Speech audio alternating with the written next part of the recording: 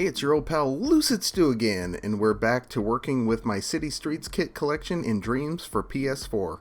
In the last video, we made a grid-based road system in a single high-rise building in about 10 minutes. This time we're going to make more buildings so you can see how these pieces are designed to afford you variety while keeping thermal costs low. The buildings in this set are constructed from two types of sculptures. One is a ground-level facade piece. These feature two different sides and are meant to be used in an upright position. The one I'm working with here is building Facade 2 from the City Streets kit. Using a foregrid, I have placed one of these pieces on the corner of an empty space within a one block area created by road pieces. We're going to turn this corner piece into a wall by cloning it and making a couple of extra copies by outside cloning. You can make outside clones by holding L1 and then holding R2 to make a regular clone. With R2 still held, tap right D-pad to make outside clones. Release R2 to place your clones. You can see I just did that to go from one wall to four.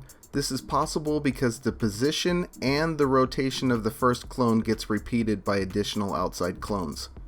We're going to grab Building Tower 2 from the City Streets kit and pair it up with the facades we just put down. The building towers in the kit present 8 different faces, 4 on the top half and 4 on the bottom half. By design, when you use them, you'll probably put half or more in the ground.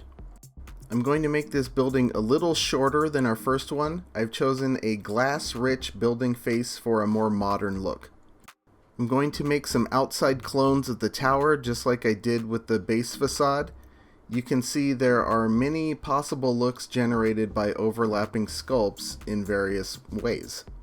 If you use this kit to make buildings, please do experiment with combining elements. There are thousands, if not millions, of possible ways to combine all these pieces. A little effort will help differentiate what you do with this kit. I wasn't happy with whatever I did there, so I decided to undo it. Undo in Dreams is left D-pad without pressing or holding anything else. Just like with the ground level facades, I'm going to clone this whole multi-selected chunk and bend it upon itself. You do this by cloning the object at its center point, rotating the clone 90 degrees, positioning it, and then making a couple of outside clones before letting R2 go to place everything. It's important to note on these tower pieces that you don't want different faces to overlap exactly unless you want to combine different ones into a new look. To get the same face all around, you want to have your preferred face stick out a little so that it overlays the faces from the other tower pieces around it. I don't want to do this building exactly the same as the last, so I'm going to move a few things around to give it a slightly different profile. I'm multi-selecting 2 of the tower pieces and I'm going to push them back into the structure a little. Then I'm going to make a couple more clones of the desired tower face to cover up the parts I just exposed by moving these 2 back. And then to fill in my roof line, I'm going to clone the tower pieces I just pushed back, and I'll pull those down and forward to form a roof for my base portion. You may have noticed that the top of these tower pieces have a pattern on them. This is meant to give them more utility. I usually use these sides for creating plaza spaces, which we'll get to in a bit. And we have finished a nice modern 7-story addition to our growing city. Let's try another building. This time I'm grabbing Building Facade 4. This has a dumpy 80s building side and a sort of modern Roman side. We're going to build this one using the curvy, sensuous neo-Roman side. We'll place one on the corner and proceed from there, just like the other buildings. We'll use outside clones to make a wall just like the last building. And again, like the last building, we'll take that wall and outside clone it to create the 4 walls of the building base. I want to do something a little different with the base pieces, so I'm going to select the middle 2 and push them back some to create an entrance courtyard. I'll fill in the gaps by cloning a wall on each side and rotating it 90 degrees. And I just want to point out, this is all on a fairly large grid, so it's going to be easier to place these pieces and to correct mistakes. and then a little fine tuning on position of that entrance wall.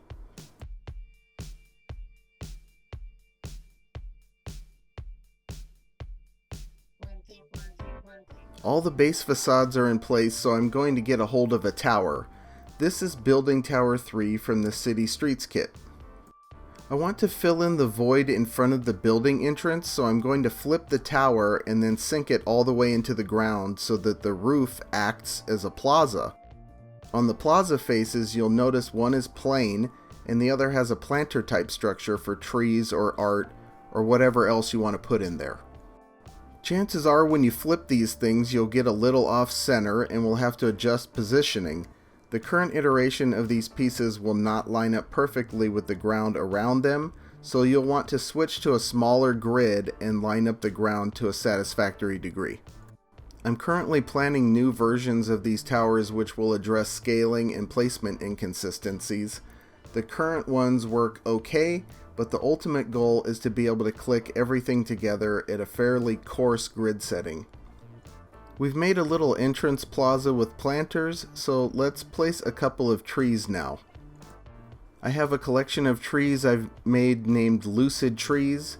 These are not part of the kit, but are generally designed for larger scale scenes, so they'll fit nicely. Grabbing a eucalyptus tree here and placing a couple in the planters in front of our new building. Something I want to point out here is that I was moving those trees and plaza pieces around on a default grid, and when I switch back to a foregrid and start moving this tower that was in the ground, it's a little off. This isn't a big deal. You can always move to finer adjustments or even turn the grid off completely, but there will be plenty of times when things don't simply snap together on the foregrid. The purpose of that functionality is so that you can set up things quickly and easily. You'll always want to go back after that and tweak to a finer level of detail when you're polishing. We run into a minor dilemma here with the way I've set up the plaza. It has made the base facade in this part too narrow to properly space the tower pieces in order to get the tower face consistent. When I pull a copy out of that tower and position it the way I normally would to get that same face on the other side, it overlaps the facade. The pieces in the kit work well together, but they're not perfect, and you'll run into instances where you'll need to get a little creative rather than relying on the kit to do the work. Here I pull the tower out further to blend it with the facade a little more and then roll with it. You'll probably choose to do something different. Somewhere within all the possible combinations of the kit, there lies a solution that's acceptable. From there, I'm going to extend the tower to the other corner with some outside clones. The thing we have to keep in mind at this point is we are now officially off the foregrid, so visually we're going to need to move things around some to find a solution. It's not going to simply snap into place at this point like it did previously. Having said that, you can still set things up pretty quickly. From a general level design standpoint on your initial setup, you probably don't want to spend tons of time on fine details. It's better to get things laid out roughly and move on to other aspects of your scene or game. Once you have a rough version, go back and iterate through everything to tighten it up. On these next parts, I'm just extending the towers to the corners with outside and inside clones. I'm trying to figure out generally how the whole thing is going to work at the moment, so I'm not concerning myself with details like a gap here or there or something being compressed. At the end of this wing, since it's too narrow, we run into another dilemma. The towers are overlapping the facade pieces on that side of the plaza area by a pretty good amount. I'm going to clone the front portion of the wing first, since there's plenty of room for that. Notice I'm on standard grid since we're improvising. I also went ahead and extended that to the problem area to see what it'll look like, and it actually looks okay. You don't always need to use a facade piece for the ground floor. Most of these tower faces work fine down to ground level. There are some minor issues with overlap here, and in hindsight I probably should have deleted the facade piece I just covered up to conserve resources. Especially if you're using this kit to make racing games, you don't need to worry so much about super fine details, since you'll almost always be zooming past these things anyway. And then we'll finish this building up by cloning the tower out across the rest of the front. In the next video, we'll make some more buildings so you can get an idea of the variety you can attain with this kit, and maybe we'll run into a few more design dilemmas that we can talk about. After that, we'll start laying out the race course and figure out how those pieces work. But that's all for now. I'll see you in the Dreamiverse.